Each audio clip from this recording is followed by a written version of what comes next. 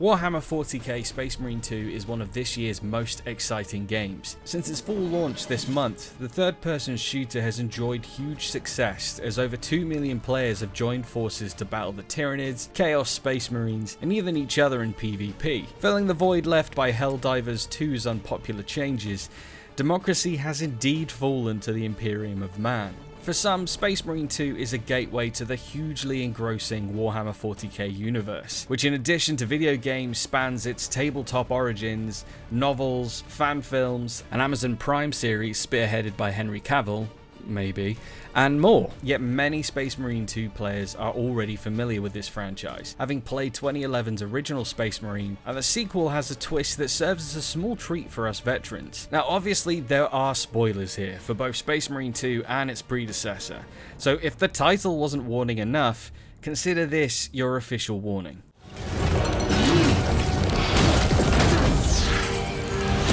Your days as a novice are behind you. Why do you still interpret the Codex so narrowly? I look to its rules for guidance.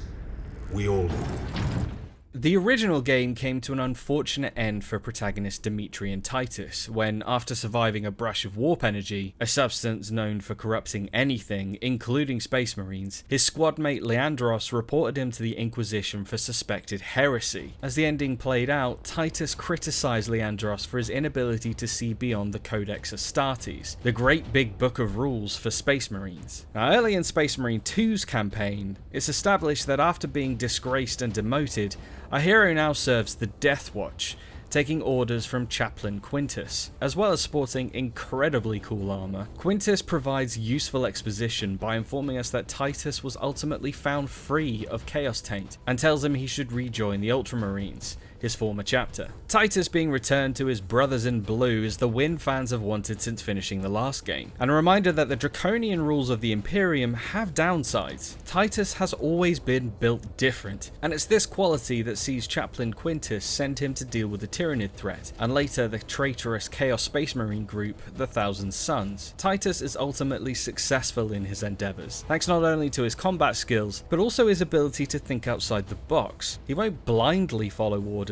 if a better method presents itself, and that's why he lives on while so many others perish. But the past has a way of following us around, and despite Titus winning the day in the sequel, it's made clear that Quintus has been keeping a secret from our boy. Before Titus is shipped off on his next mission and the credits roll, the Ultramarine has a conversation with the Chaplain, who removes his helmet to reveal he is in fact Leandros, the very Space Marine who ratted out our hero back in the original title. While I've no doubt newcomers would react with little excitement, players who've been around since the OG experience are rewarded for their time serving the Imperium. Not only do we see what happened to our former teammate, but we can enjoy a wry smile at the state of the Warhammer 40k universe. Leandros threw his brother under the bus and was rewarded with promotion, while the wrongfully accused Titus was demoted, dishonoured, and spent a century in exiled penance. It's a stark reminder of the dangers of rigidly following the rules, and just when you think Titus may have earned the win he sorely deserves, he's told by Leandros that if he ever falls to corruption, the Chaplain will personally kill him. Acts of bravery normally come with only positive results, but the world of Space Marine 2 isn't a happy one,